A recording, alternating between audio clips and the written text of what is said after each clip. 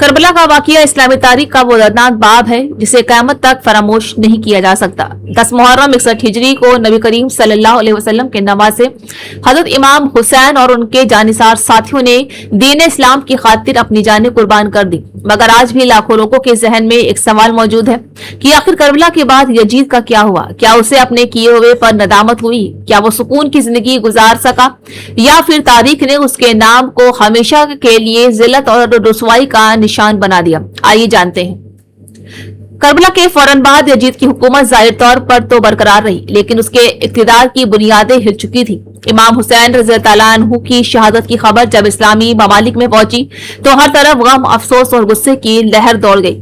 لوگ یہ سمجھنے لگے کہ رسول اللہ صلی اللہ علیہ وسلم کے نواسے کے ساتھ جو سلوک ہوا وہ اسلامی تاریخ کا سب سے بڑا سانحہ ہے۔ اتہاسکاروں نے اس بات پر اختلاف ہے کہ یزید کی سیدھی ذمہ داری کس حد تک تھی، لیکن یہ بات مسلم ہے کہ یہ پورا واقعہ اسی کے دور حکومت میں پیش آیا اور اسی وجہ سے اس کا نام ہمیشہ اس حادثے کے ساتھ جوڑا جاتا ہے۔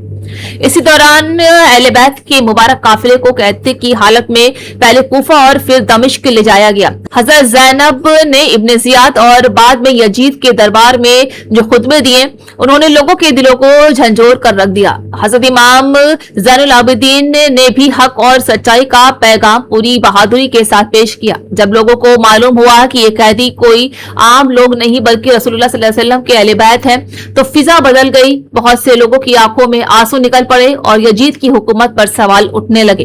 وہیں کربلا کے بعد یزید کو لگاتار سیاسی مشکلات کا سامنا کرنا پڑا۔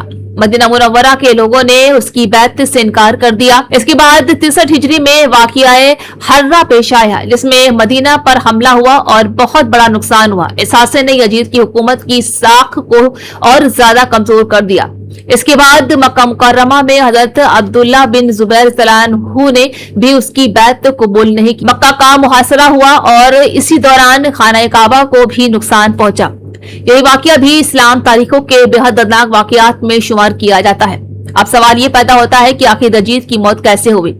تاریخی کتابوں کے مطابق یزید کی وفات 64 ہجری میں شام کے علاقے میں حوارین میں ہوئی۔ اس کی عمر تقریباً 38 یا 39 سال بتائی جاتی ہے۔ زیادہ تر معتبر تاریخی روایتوں کے مطابق اس کی موت بیماری کی وجہ سے ہوئی، جبکہ کچھ مشہور قصوں میں اس کی موت کے بارے میں الگ الگ باتیں کہی جاتی ہیں، لیکن ان روایتوں کی مضبوط تائید نہیں ملتی ہے، اس لیے کسی غیر مصدقہ قصے کو حقیقت کے طور پر بیان کرنا درست نہیں ہوگا۔